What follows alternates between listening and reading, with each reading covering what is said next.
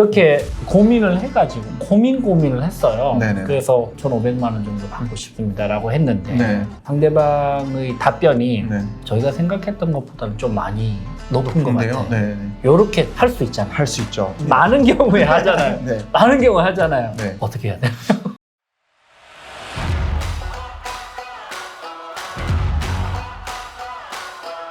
네, 안녕하세요. 협상 전문가 류지현 변호사입니다. 오늘은 무려 95만 명이 사용하고 있는 커리어 커뮤니티 코멘토를 이끌고 있는 이재성 대표님을 모시고 커리어, 연봉, 그리고 퇴사, 그다음에 회사의 선택 이런 부분들에 대한 주제를 심도 있게 한번 다뤄보도록 하겠습니다. 대표님 안녕하세요. 네, 안녕하세요. 간단하게 자기소개 한번 해주시죠. 네, 안녕하세요. 저는 시작하는 사람들의 커리어 커뮤니티 코멘토를 만들고 있는 이재성이라고 합니다. 반갑습니다.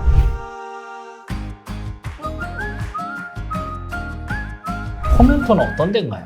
코멘토는 커리어의 시작을 준비하시는 분들이나 음. 그 다음에 이제 막 커리어를 시작하시는 분들이 성장을 위해서 나누고 배우고 그 다음에 같이 뭔가 만나는 그런 형태의 온라인 공간을 만들고 있고요. 그래서 오케이. 전체적인 서비스는 사람들하고 굉장히 편하게 이제 만날 수 있는 커뮤니티 서비스하고 그 다음에 그 커뮤니티 서비스를 기반으로 실제로 뭔가 학습하고 성장하고 배울 수 있는 교육 서비스들을 오케이. 이제 공급하고 있습니다. 먼저 우리가 연봉에 대해서 좀 여쭤보고 싶어요. 네네네. 연봉이 사실 뭐 이직을 하거나 아니면 취직을 할 때 가장 중요한 부분 중에 한 개죠. 맞습니다. 네. 뭐 구직자들이 어찌됐거나 뭔가 일자리를 선택한다고 했을 때 제일 중요하게 보는 게 당연히 연봉이고, 그죠.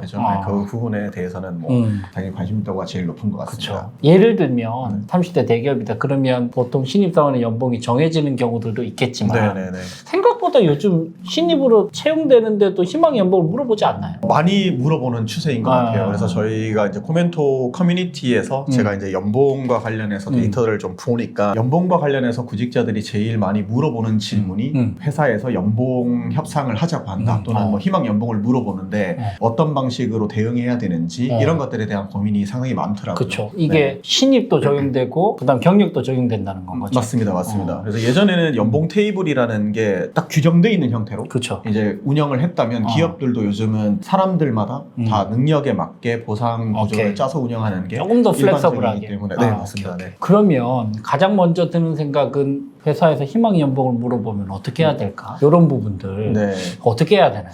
일단 구직자분들이 명확하게 생각해야 되는 건 희망 연봉을 물어봤다라는 거는 기본적으로 그린라이트라고 생각하시면 돼요. 이거를 상당히 좋은 시그널로 받아들이시는 게 좋고 그 다음에 두 번째로 희망 연봉이라는 걸 물어봤을 때 구직자분들이 걱정하는 질문들을 보니까 내가 혹시나 이 기업이 원하는 연봉 레인지보다 너무 상회해서 얘기하진 않을까?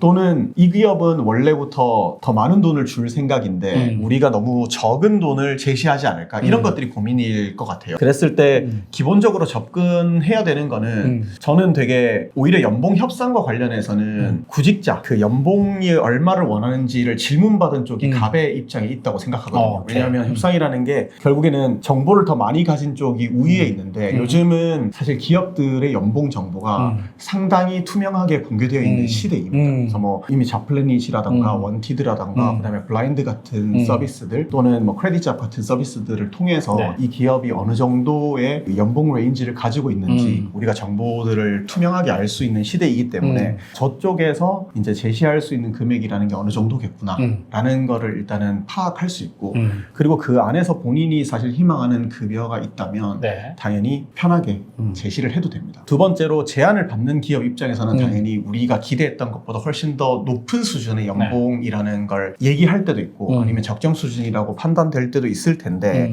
뭐 높은 연봉을 제시했다고 해서 갑작스럽게 입사를 드랍하거나 이런 경우보다는 오히려 협상이라는 과정을 한 번 더 거칠 생각을 가질 가능성이 높기 때문에 네, 이런 부분들에 대해서 너무 두려움을 가지 않으셔도 될 것 같다. 사실은 그게 뭐 너무 터무니없는 급여라면 뭐 당연히 그렇게 나올 수도 있겠지만 기본적으로 제안을 하는 쪽에서 이쪽 상대방의 연봉 레인지가 어느 정도인지 알고 제안을 했을 거기 때문에 터무니없는 얘기를 하지는 않았을 거고 근데 그 정도의 제안을 받고 바로 드랍하는 회사라면 사실 본인이랑 핏이 안 맞을 가능성이 있는 거죠. 네. 그렇죠. 근데 이제 대표님 여기서 이제 중요한 부분입니다. 터무니없는 연봉 어느 정도면 터무니가 없나요? 보통 이제 상대방 쪽에서 그런 얘기를 할 때가 있어요. 음. 우리가 생각하는 연봉보다 너무 비싸다. 사실 너무, 이런 너무 고민들도 높다. 있을 거고 뽑는 사람 입장. 그래서 저도 사실 연봉 제한을 많이 받고 희망 연봉에 대해서 또 저희도 연봉 협상을 하지만 저희는 상대방이 어떤 거를 기준으로 연봉이라는 걸 생각할지를 고민해야 돼요. 오케이. 당연히 그 연봉이라는 거에 대한 기본적인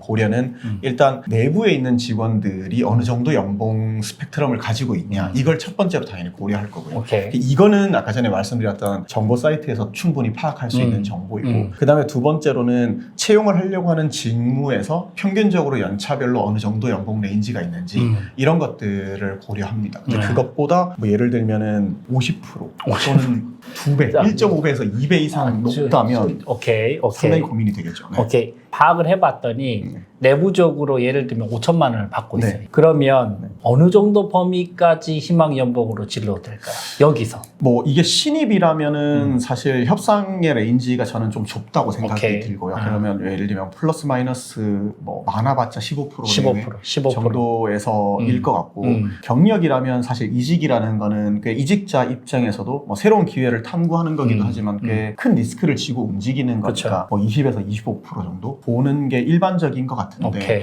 그는 직무나 또 본인의 역량에 따라서 조금 더 차이가 있겠죠. 터무니없다 수준 30% 이상이면 좀 상대방 입장에서도 좀 너무 과한데 이렇게 생각하겠네요. 회사 입장에서. 뭐 저희가 채용을 해본 바로는 그렇게 제안하시는 분들도 있는데 그럴 때는 다시 한 번 더 보는 이제 거죠. 결과를 보게 되죠. 그러니까 이분한테 이 정도의 적당한. 그 베네핏을 줄 거냐 이런 고민들을 당연히 할 수밖에 없고 다시 한 번 더 이 채용에 대한 이분을 뽑을 건지 말 건지에 대해서 고민을 할 수밖에 없는 거죠. 네. 그러면 확인을 해봤더니 내부 연봉이 저쪽에서 지금 나 정도의 스펙이나 나 정도의 어떤 그 연차는 한 5천만 원 받아요. 대표님이 제안하시기에는 그럴 때 희망 연봉을 물어봤을 때 5천만 원은 그냥 이야기하는 게 낫나요? 아니면 한 6천 정도는 이야기하는 게 나을까요? 구직자 그게 입장에서는 신입이라면 제 생각에는 그냥 내부의 그냥 연봉 테이블에 준해서 가는 게 가장 베스트일 것 같고 대신에 1년이나 2년 정도 검증을 해서 인상률을 더 보는 게 맞을 것 같고 오케이. 뭐 내가 이미 충분한 경력이 있고 여기에서 뭔가 성과를 낼 수 있다면 당연히 높은 연봉을 얘기하되 그 연봉에 합당한 이유를 같이 얘기하는 게 훨씬 더 낫죠. 네. 오케이. 이렇게 고민을 해가지고 고민을 했어요. 네네. 그래서 1,500만 원 정도 받고 싶습니다라고 했는데 네. 상대방의 답변이 네. 저희가 생각했던 것보다는 좀 많이 높은 것 높은데요? 같아요. 네. 이렇게 할 수 있잖아요. 할 수 있죠. 많은 경우에 하잖아요. 네. 많은 경우에 하잖아요. 네. 어떻게 해야 돼요?